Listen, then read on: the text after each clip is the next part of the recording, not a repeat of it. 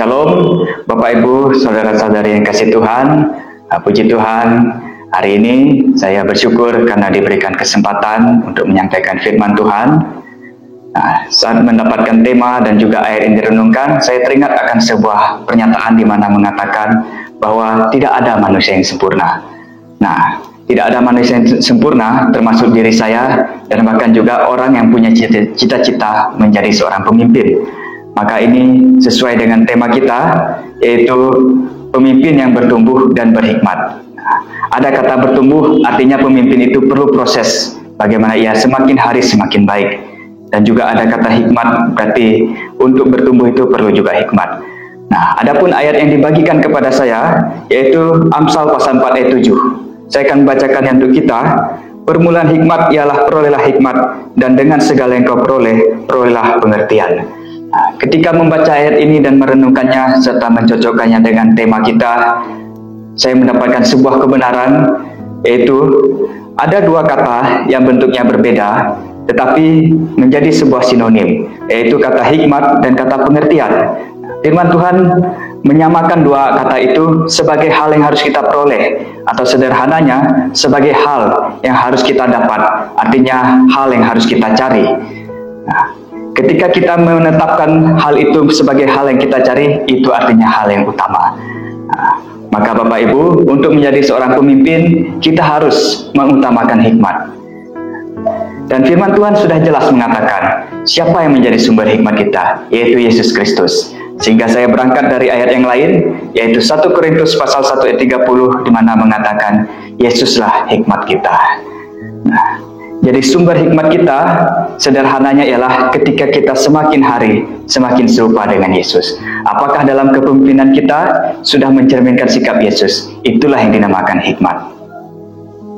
Memperoleh hikmat ialah ikut teladan Yesus. Mengikuti teladan Yesus bukan berarti kita akan langsung sempurna, Bapak Ibu sekalian. Karena kita ingat diri kita ini adalah manusia yang telah jatuh dalam dosa. Sehingga saya sangat senang di mana tema ini menggunakan kata bertumbuh, Bapak Ibu.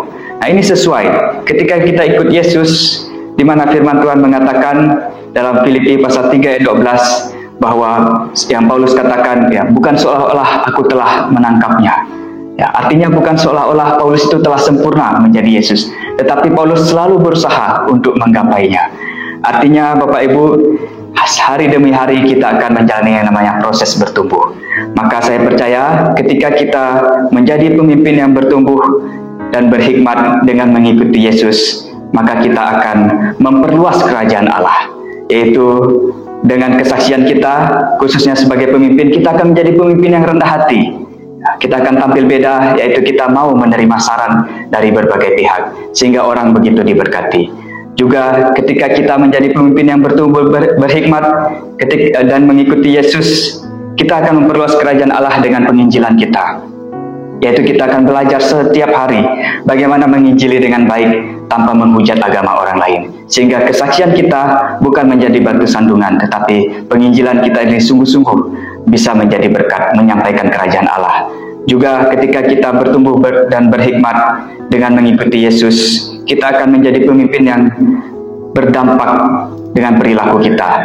Khususnya saya kali ini ingin mengaitkannya dengan perilaku berdampak, dengan mengaitkannya dengan isu lingkungan. Bagaimana sebagai pemimpin kita juga bisa berkontribusi untuk berdampak baik bagi lingkungan. Bagaimana pemimpin bisa mengurangi penggunaan kertas serta sampah plastik. Itulah bagaimana bisa pemimpin bertumbuh dan berhikmat. Semakin hari dia akan memperlengkapi dirinya dengan berbagai pengetahuan. Jadi kesimpulan kita pada hari ini, Bapak Ibu, mari kita bersama-sama menjadi pemimpin yang bertumbuh dan berhikmat dengan fokus kepada Yesus Kristus. Jadi sekian firman Tuhan, kiranya bisa menjadi berkat bagi kita. Shalom.